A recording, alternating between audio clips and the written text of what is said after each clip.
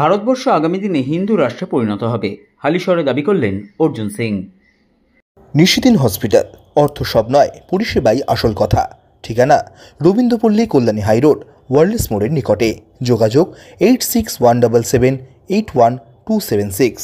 রামনবমীর দিন হালিশহরে রামনবমী পুজোয় অংশগ্রহণ করেন ব্যারাকপুর লোকসভা কেন্দ্রের প্রাক্তন সাংসদ তথা বিজেপি নেতা অর্জুন সিং। পুজো শেষে সংবাদ মাধ্যমের মুখোমুখি হয়ে অর্জুন সিং দাবি করেন ভারতবর্ষ আগামী দিনে হিন্দু রাষ্ট্রে পরিণত হবে।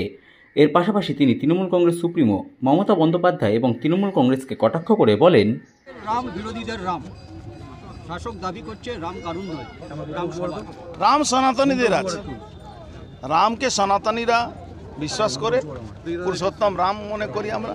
রাম রাজ্য একমাত্র ভগবান রামকেই বলা যায়। তো পশ্চিমবাংলা তো রাম রাজ্য নেই। সত্তা পক্ষের লোকেরা কি করে বলছে কি আমরা ওরা সনাতনী? মমতা ব্যানার্জি যেখানে সনাতনীদের ঠাকুরকে পুজো করতে গেলে কোর্ট থেকে পারমিশন করাতে হয়, পুলিশ কাছে যেতে হয়, এর থেকে দুর্ভাগ্য আমরা কোনোদিন ভাবতে পারিনি। যে মমতা ব্যানার্জি খিলাফত মুভমেন্ট যারা করেছিল 1946 সালে, হিন্দুদেরকে কতল করেছিল, কলকাতা রাজপথকে রক্ত ভাসিয়ে দিয়েছিল, লাশ হাজার হাজার 10,000-এর উপরে মানুষ মারা গেছিল, তাদেরকে উনি শুক্রবারে 7 পয়েন্টে আন্দোলন করার জন্যে কোনো পারমিশনের দরকার হয়নি, তাদেরকে রাস্তায় নামিয়ে দিয়েছিলেন। কিন্তু আমি মনে করি উনি যা করছেন ভালোই করছেন। সনাতনীরা সেকুলার হয়ে গেছিল। এই পশ্চিমবাংলা 34 বছর বামফ্রন্টরা হিন্দুদেরকে সেকুলার বানালো আর মুসলমানদেরকে কট্টর বানালো।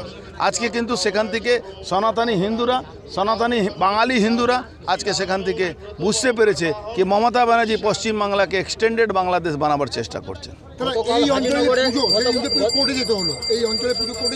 সব জায়গা আপনি জানেন তো, ছট পুজোর জন্য কোর্টে যেতে হচ্ছে, রাম পুজোর জন্য কোর্টে যেতে হচ্ছে, আর মমতা ব্যানার্জি বলছেন আমি ব্রাহ্মণের মেয়ে।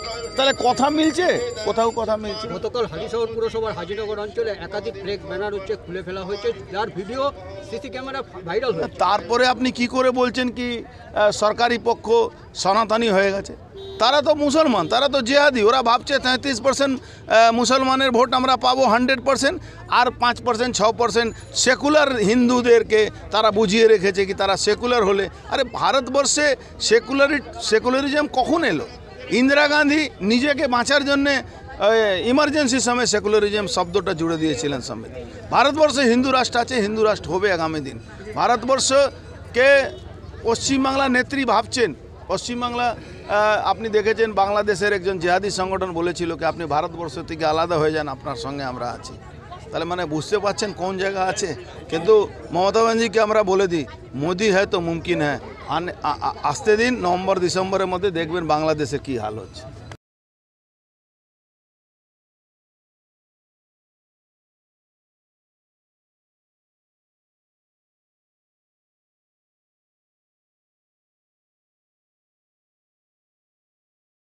নিশিদিন ডায়াগনস্টিক সেন্টার, এ কমপ্লিট ডায়াগনস্টিক সলিউশন। আমাদের ঠিকানা 144/1 সেন্ট্রাল রোড, আনন্দপুরি, ব্যারাকপুর, কলকাতা 122।